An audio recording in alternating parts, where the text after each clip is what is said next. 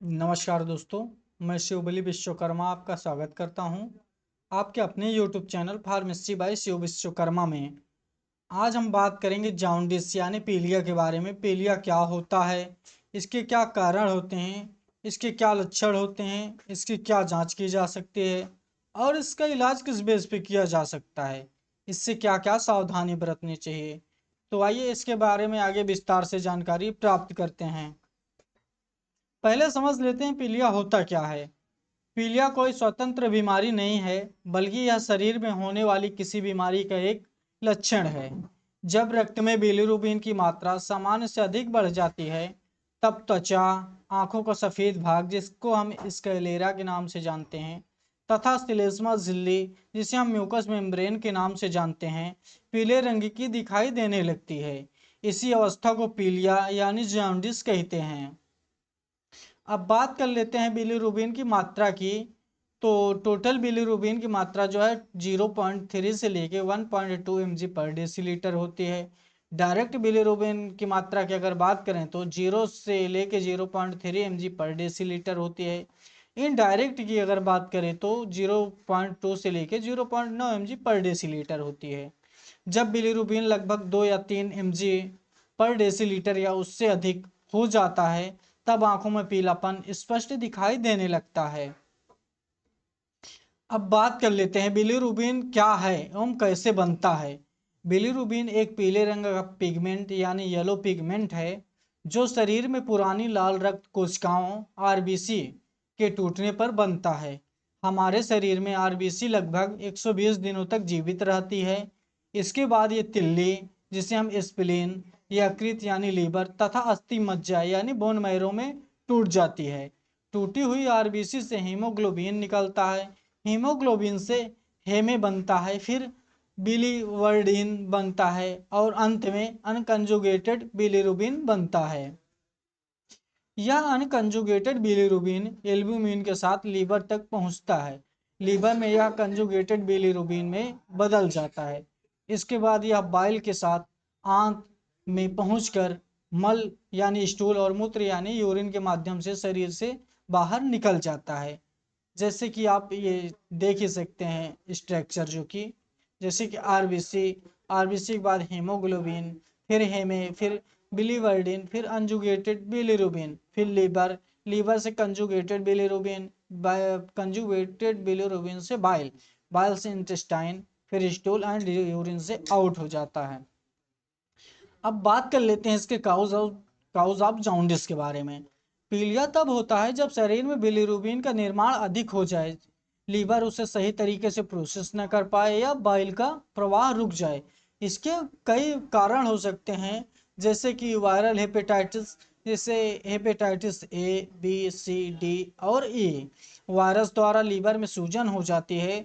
दूसरा शराब यानी एल्कोहल, लंबे समय तक शराब पीने से लीवर की कोशिकाएं नष्ट होने लगती हैं। तीसरा फैटी लीवर।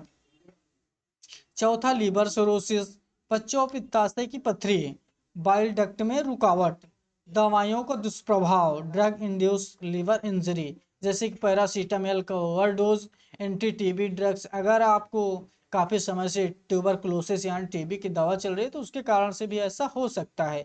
कुछ एंटीबायोटिक्स। और 8वां नंबर की अगर हम बात करें तो हेमोलाइटिक एनीमिया में आरबीसी तेजी से टूटती है। 9वां पैनक्रियाटिक कैंसर का असर हो सकता है। अगर हम बात करें इसके आगे और कि 10वां नंबर, तो जन्मजात, जैसे कि आप जन्म के समय से भी ऐसा हो सकता है। अब बात कर लेते हैं टाइप्स ऑफ जॉन्डिस के, कि पीलिया कितने प्रकार के होते हैं। पहला प्री हेपेटिक, जिसे हेमोलाइटिक जॉन्डिस के नाम से जाना जाता है। इसमें समस्या लीवर से पहले होती है, आरबीसी बहुत अधिक टूटती है, अनकंजुगेटेड बिलीरुबिन बढ़ता है।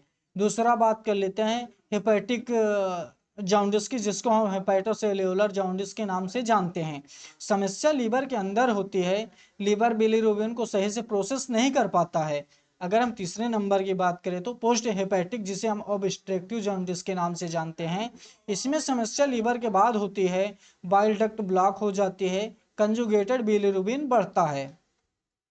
अब बात कर लेते हैं पहले वाले की, जिसे हम प्रे हेपेटिक, जिसे हम हेमोलाइटिक जॉन्डिस के नाम से जानते हैं। जब आरबीसी सामान्य से अधिक मात्रा में टूटने लगती है तब बहुत अधिक बिलिरुबिन बनता है। लीवर इतना बिलिरुबिन प्रोसेस नहीं कर पाता, जिससे अनकंजुगेटेड बिलिरुबिन बढ़ जाता है। इसके कई कारण हो सकते हैं, जैसे हेमोलिटिक एनीमिया, मलेरिया, थैलेसीमिया, जिस 6PD डिफिशियंसी, ब्लड ट्रांसफ्यूजन। इसके मुख्य विशेषताएं जैसे कि देखा जाए तो इसकी कई मुख्य विशेषताएं होती है, जैसे कि इस प्रकार: लीवर सामान्य रहता है, अनकंजुगेटेड बिलिरुबिन बढ़ता है, यूरिन में बिलिरुबिन सामान्यतः नहीं आता है। अब बात कर लेते हैं हेपेटिक, जिसे हम हेपेटोसेल्यूलर जॉन्डिस के नाम से जानते हैं। जब लीवर की कोशिकाएं, जिसे हम हेपेटोसाइट्स के नाम से जानते हैं, क्षतिग्रस्त हो जाती हैं, तब लीवर बिलिरुबिन को सही प्रकार से कंजुगेट और बाहर नहीं निकाल पाता। इसके भी कई कारण हो सकते हैं, जैसे कि hepatitis A, hepatitis B, hepatitis C, hepatitis E, alcoholic liver disease, fatty liver, liver cirrhosis and drug toxicity. अब बात कर लेते हैं लास्ट वाले की, जिसे पोस्ट हेपेटिक कहते हैं, जिसे हम ऑब्स्ट्रक्टिव जॉन्डिस के नाम से जानते हैं। जब लीवर द्वारा बनाया गया बाइल आंत तक नहीं पहुंच पाता, जब आंत तक नहीं पहुंच पाता क्योंकि बाइल डक्ट में रुकावट होती है। जब कंजुगेटेड बिलिरुबिन रक्त में वापस आने लगता है, का इसके भी कई कारण हो सकते हैं, जैसे कि गाल स्टोन होना, बाइल डक्ट में ट्यूमर होना, पैनक्रियाटिक कैंसर होना, बाइल डक्ट स्ट्रक्चर होना। इसके भी कई मुख्य विशेषताएं हैं, जैसे कि कंजुगेटेड बिलिरुबिन बढ़ता है, गहरा पीले रंग का पेशाब आना, सफेद या मिट्टी जैसा मल होना, पूरे शरीर में खुजली चलना, एलपी और जीजीटी बढ़ जाते हैं। अब बात कर लेते हैं साइन एंड सिम्टम्स की। पीलिया के लक्षण इसके कारण और गंभीरता पर निर्भर करते हैं। शुरुआती अवस्था में केवल आंखों में हल्का पीलापन दिखाई देता है, लेकिन बीमारी बढ़ने पर पूरे शरीर में लक्षण दिखाई देने लगते हैं। इसके भी कई लक्षण हैं, जैसे कि आंखों का भाग, जिसे हम स्क्लेरा के नाम से जानते हैं, उसका पीला होना, त्वचा पीली पड़ जाना, गहरे पीले या भूरे रंग का पेशाब आना, मल का रंग हल्का या सफेद होना। विशेषकर ऑब्स्ट्रक्टिव जॉन्डिस में ये देखने को मिलता है। अब आगे इसकी अगर बात करें तो इसमें मल्टी और उल्टी होना, भूख कम लगना, कमजोरी और थकान होना, बुखार। यदि आपको संक्रमण के कारण जॉन्डिस हो रहा है तो आपको बुखार भी देखने को मिल सकता है। दाहिने ऊपरी पेट में दर्द होना, पूरे शरीर में खुजली चलना। अब बात कर लेते हैं इसकी इन्वेस्टिगेशन की, मतलब जांच की, कैसे किया जाता है। पीलिया का सही उपचार तभी संभव है जब उसके कारण का पता लगाया जाए, इसलिए निम्नलिखित जांचें की जाती हैं। पहले बात कर लेते हैं लेबोरेटरी टेस्ट के बारे में, जिसमें कि शामिल है सीबीसी, एलिप्टी, total bilirubin, direct bilirubin, indirect bilirubin, SGOT, SGPT, ALP, GGT, serum albumin, PT INR. अब बात कर लेते हैं इमेजिंग टेस्ट की, जैसे कि अल्ट्रासाउंड हो गया, सीटी स्कैन हो गई, एमआरआई हो गया, ईआरसीपी आदि। अब अगर हम इसके वायरल मार्क्स की बात करें तो एचबी जो है हेपेटाइटिस बी में करवाया जाता है, एनटीएचसीवी जो है हेपेटाइटिस सी में करवाया जाता है, एचएवी आईजीएम जो है हेपेटाइटिस ए में करवाया जाता है, और अगर लास्ट की बात करें तो एचएबी आईजीएम हेपेटाइटिस ए में ये जांच करवाई जाती हैं। अब बात कर लेते हैं लीवर फंक्शन टेस्ट के बारे में। इलेक्टिव वह ब्लड टेस्ट है जिसमें लीवर की कार्य क्षमता का मूल्यांकन किया जाता है। जैसे कि आप देख ही सकते हैं, टोटल बिलिरुबिन की मात्रा 0.3 से लेके 1.2 mg पर डेसीलीटर अगर है या इससे ज़्यादा हो रही है तब पीलिया की पुष्टि की जाती है। डायरेक्ट बिलिरुबिन की अगर बात करें तो 0 से लेके 0.3 mg पर डेसीलीटर होनी है, तो ऑब्स्ट्रक्टिव जॉन्डिस का जो है कि इंडिकेशन हो सकता है।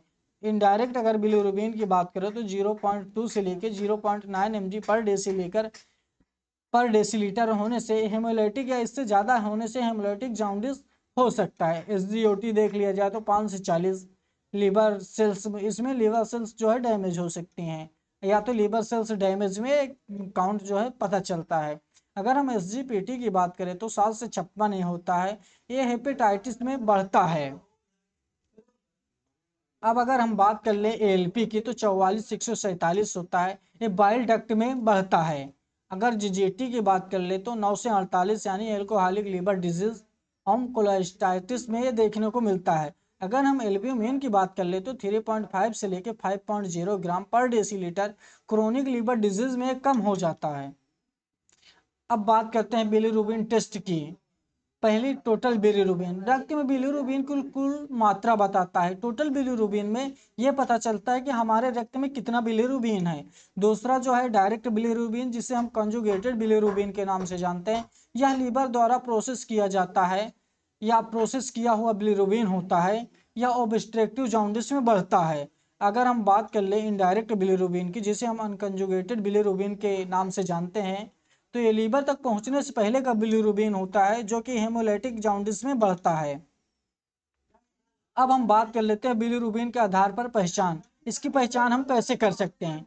इनडायरेक्ट बिलीरुबिन हमेशा बढ़ा होगा हेमोलाइटिक जॉन्डिस में, डायरेक्ट बिलीरुबिन हमेशा बढ़ के आएगा ऑब्स्ट्रक्टिव जॉन्डिस में, ये दोनों बढ़ के आएंगे हेपेटाइटिक जॉन्डिस में। अगर इनडायरेक्ट और डायरेक्ट बिलीरुबिन बढ़ के आ रहा है तो ये हेपेटाइटिक जॉन्डिस में ऐसा हो सकता है। अब बात कर लेते हैं डायग्नोसिस की, जो कि मैंने आपको पहले ही बता दिया है। पहला नंबर की अगर हम बात करें तो मरीज की हिस्ट्री लेना, शराब का सेवन, अगर मरीज शराब का सेवन कर रहा है तो उसके बारे में पता करना, दवाओं का उपयोग, वायरल हेपेटाइटिस का इतिहास, अगर पहले से इसको हेपेटाइटिस या किसी पेशेंट को पहले से हेपेटाइटिस हुआ है तो उसके बारे में हिस्ट्री लेना, ब्लड ट्रांसफ्यूजन आ सकता है। अगर हम फिजिकल एग्जामिनेशन की बात करें तो आंखों का पीलापन होना, त्वचा का रंग पीला होना, पेट में सूजन होना, लीवर का आकार बढ़ना। अगर हम लेबोरेटरी टेस्ट की बात करें तो इसमें सीबीसी, एलएफटी, बिलीरुबिन, पीटीआईएनआर। अगर हम इमेजिंग की बात करें तो अल्ट्रासाउंड, सीटी स्कैन, एमआरआई। और अगर हम वायरल मार्क्स की बात करें तो हेपेटाइटिस ए, बी, सी, ई, ये कुछ हो सकते हैं। अगर हम इसके ट्रीटमेंट की बात करें तो इस प्रकार इसका ट्रीटमेंट है। अगर वायरल हेपेटाइटिस है तो पर्याप्त आराम करने की ज़रूरत है, अधिक पानी का सेवन करें, जैसे कि नारियल का पानी हो गया, इसका जो है सेवन ज़्यादा करें, पौष्टिक भोजन लें, डॉक्टर की सलाह के अनुसार उपचार करें, जो है इसका नियमित मतलब टाइम टू टाइम इसका एलएफटी ज़रूर करवाएं। अब बात कर लेते हैं ऑब्स्ट्रक्टिव जॉन्डिस की, तो इसमें ईआरसीपी करवाया जा सकता है, सर्जरी करवाई जा सकती है, यदि आवश्यक हो तो गाल स्टोन का उपचार करवाया जा सकता है। अगर इसके हम आगे की बात करें तो हेमोलाइटिक जॉन्डिस में मूल बीमारी, जिसे हम हेमोलाइटिक एनीमिया के नाम से जानते हैं या एनीमिया आदि का इलाज जो है। चौथा नंबर अगर हम बात करें तो ड्रग इंड्यूस जॉन्डिस के बारे में, नुकसान पहुंचाने वाली दवा बंद करें। अगर किसी दवा से आपको नुकसान हो रहा है या तो कोई दिक्कत हो रही है तो डॉक्टर की सलाह से उसे बंद कर दें। सामान्य देखभाल, शराब की पूरी तरह से परहेज करें, तला भुना भोजन कम करें, डॉक्टर की सलाह के बिना एंटीबायोटिक या लिवर टॉनिक ना लें और किसी तरह का जंक फूड लेने से बचें। अब बात कर लेते हैं इसके ट्रीटमेंट यानी मेडिसिन ट्रीटमेंट के बारे में। तो महत्वपूर्ण जो है पीलिया में दवा का चयन उसके कारण के अनुसार किया जाता है। सभी मरीजों को एक जैसी दवा नहीं दी जाती है। अगर हम बात कर ले इसके दवा की तो पहला नंबर में जिसे हम यूडिल्यू के नाम से जानते हैं, इसका उपयोग जो है कोलेस्टाइटिस लीवर डिजीज में किया जाता है, प्राइमरी बाइलेरी कोलेस्टेंजाइटिस में किया जाता है, कुछ मरीजों में गालस्टोन में भी किया जाता है। लेकिन ये दवा जो है कि बिना डॉक्टर की सलाह से ना लें। अब अगर हम बात कर ले इसके आगे के बारे में तो लैक्टुलोज, जिसे हम डुफालैक सिरप के नाम से जानते हैं, इसका उपयोग हेपेटिक के होने के कारण किया जाता है, जैसे कब्ज हो गया। तीसरा अगर एंटीवायरल ड्रग्स की हम बात करें, जैसे कि एंटीवायरल जो ड्रग्स होते हैं उसका उपयोग हेपेटाइटिस बी में किया जाता है, हेपेटाइटिस सी में किया जाता है। अगर हम एंटीबायोटिक्स की बात करें तो ये केवल बैक्टीरियल इन्फेक्शन में यूज होता है, जैसे कि सिप्ट्रैक्जोन, piperacillin plus टाइजोबैक्टम, amoxicillin plus क्लैवनिक acid. पांचवा नंबर विटामिन सप्लीमेंट्स की अगर हम बात करें तो विटामिन के, यदि पीटीआईएनआर बढ़ा हो तो विटामिन के ले सकते हैं। विटामिन बी कम्प्लेक्स आवश्यकता अनुसार अगर आपके डॉक्टर ने आपको रिकमेंडेड करवाया है विटामिन बी कम्प्लेक्स तो आप ले सकते हैं, लेकिन ये दवाएं हमेशा डॉक्टर के सलाह से ले, अपनी मर्जी से कोई दवाई ना ले। हम अपनी मर्जी से कोई दवाई देने के लिए आपको नहीं कहते हैं। तो दोस्तों अगर आपको यह वीडियो अच्छी लगी हो तो वीडियो को लाइक करें, चैनल को सब्सक्राइब करें और अपने दोस्तों के साथ शेयर करें। थैंक यू, जय हिंद। मिलते हैं नेक्स्ट वीडियो में, तब तक के लिए धन्यवाद।